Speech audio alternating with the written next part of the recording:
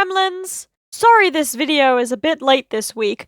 I aim to post on Sundays, although that isn't a concrete schedule, but this week has been extremely busy and I'm exhausted. This week I'm going to be learning about and drawing another aesthetic, and the wheel has decided that that aesthetic shall be werewolf. Werewolf, also known as werewolf core, is a lesser-known aesthetic that often mirrors vampire core, but with a focus on a different creature of the night.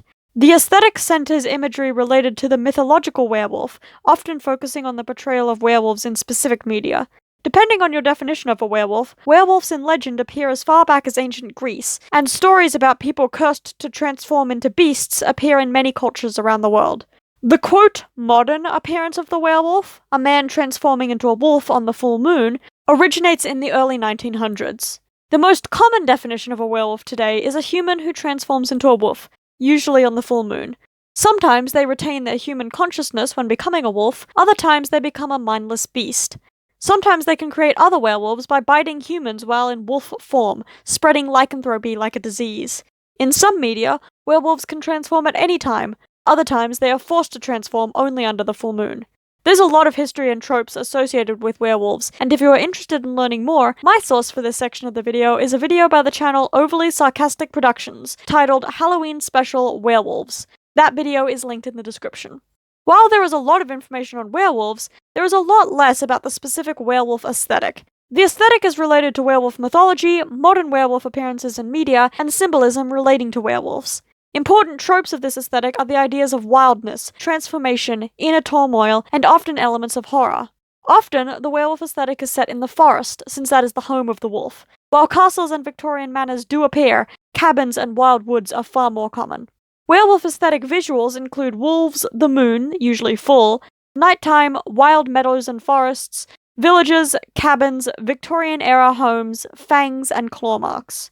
There are a few activities that fit into the werewolf aesthetic, usually centering the woods and the night. Just being awake late at night fits into the aesthetic, as well as taking midnight walks. Running and walking through the woods, finding and collecting bones, and environmentalism is also werewolf core. Finally, studying the moon and astronomy, and keeping track of the phases of the moon is another werewolf activity. There is a lot of werewolf media in the world, which influences this aesthetic and the cultural understanding of werewolves. There is a full list of books, movies, and TV shows on the aesthetic wiki page for werewolf, linked in the description. My personal favorite piece of werewolf media is the movie Wolfwalkers, a beautiful animated movie about a werewolf mother and daughter trying to survive in medieval Ireland.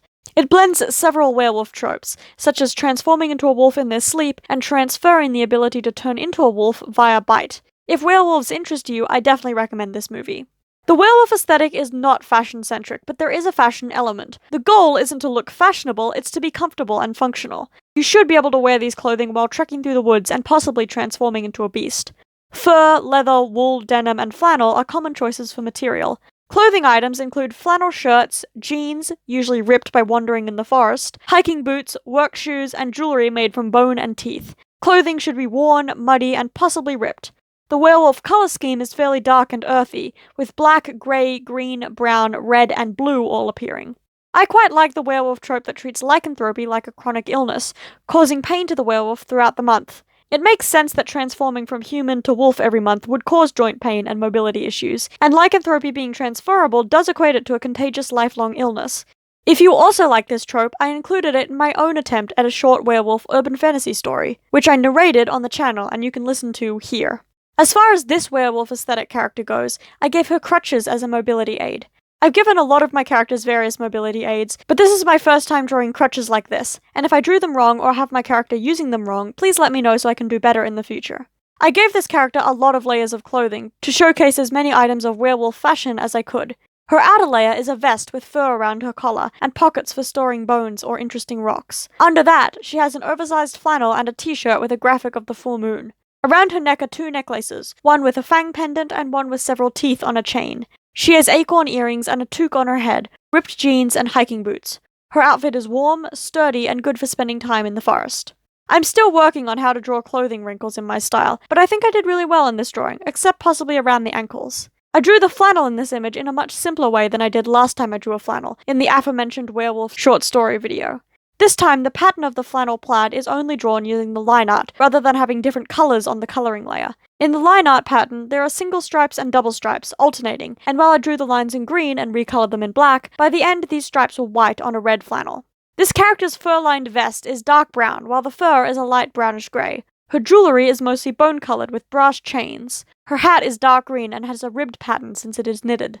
I added more texture to her jeans than I have before, including fading on her thighs from sitting in the sun, and mud stains around her cuffs.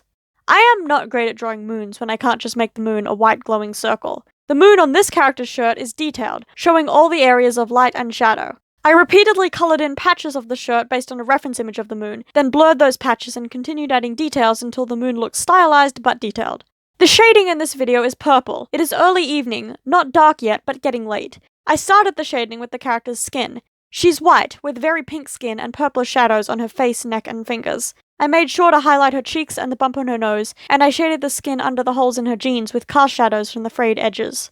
In this image, rather than blocking in all the shading at once, then blending it, I went section by section, blending each section before moving on to the next. I think I actually prefer working this way, focusing on detail in each shape or item, and it keeps me from rushing through the shading and therefore not doing as good a job as I could. I started with the head, the skin, hair, and hat, then moved downward. The many wrinkles of the flannel took a while to shade, but I find wrinkles fun to work with. They add so much dimension to clothing. This character isn't actually a werewolf, just as my vampire core character wasn't actually a vampire. The aesthetic characters I draw are all based in reality. She is just a fan of werewolves, of being outside, and of mythology, and so dresses in this aesthetic for the fun of it. The background of this image is another forest background. So many aesthetics I cover are forest related, so I'm getting pretty good at drawing simple woodland settings. She's on a fairly flat hiking trail with trees on either side, and fallen leaves on the ground. The trees are textured and growing with moss, and the forest is dark, green, and twisted. I also made the trees too small compared to the character at first, and had to enlarge the background so that she doesn't look giant. I finished this image by adding some shadows around the edges of the canvas, and with that, the drawing is done. While I am a huge fan of werewolves, although I prefer vampires, this was my first time looking into the werewolf aesthetic specifically. I didn't realize how much I dressed like this aesthetic. Layers of flannel, necklaces with polymer clay teeth, ripped jeans and boots. I own so many elements of this aesthetic already, and wear them all together. I don't think I'm going to intentionally pursue a werewolf aesthetic look. I think there is just a lot of overlap of the werewolf aesthetic and other foresty, fantasy-inspired aesthetics that I love. I hope you enjoyed learning a bit about the werewolf aesthetic, and remember to check out the video about the history of werewolf lore, as well as the aesthetic wiki and my Etsy store, in the description. If you like my content, please consider liking this video and subscribing. Until next time, bye!